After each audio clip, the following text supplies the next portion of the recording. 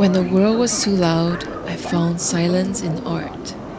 Drawing made the noise fade and time dilate. While I grew up holding my breath, art was the one who taught me how to exhale. Every pencil stroke was a doorway out of the room I couldn't leave.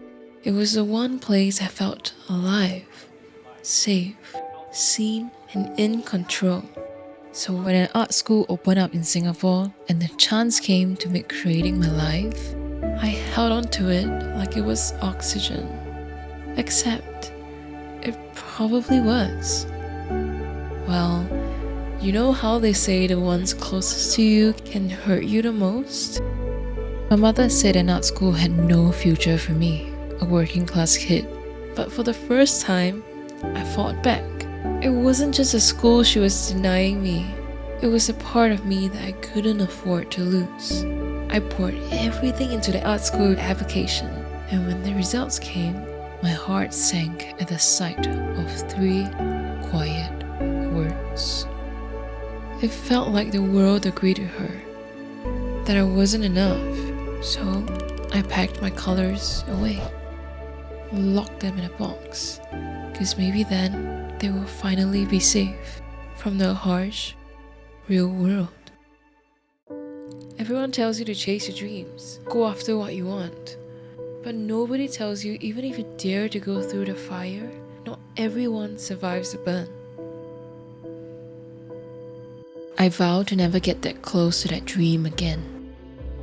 Little me thought, if I couldn't be an artist, then I would be useful, responsible, the one who got the grades, lifted a family out of their financial situation. That became my new form of art, sacrifice, disguised as survival.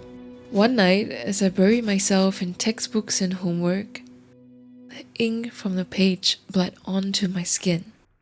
At first, I wanted it off, but the more I looked at it, it strangely looked like a tattoo.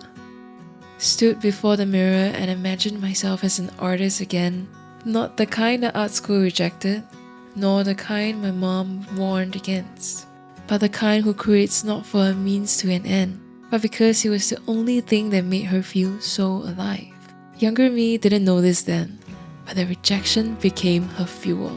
And she discovered that her love for drawing and tattoos supersedes any form of validation or acceptance in order to be a full-time artist.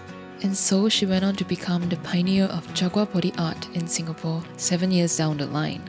Sometimes brick walls are there to show you how badly you want something. You can say creating will always find its way back to you if you're meant for it. But maybe, just maybe, it has never left you. Because how can something so synonymous with oxygen ever be taken away from you? And maybe that was the point all along.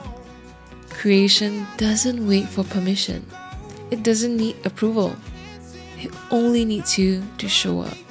That's how a shot you choose to take becomes a daily exhale.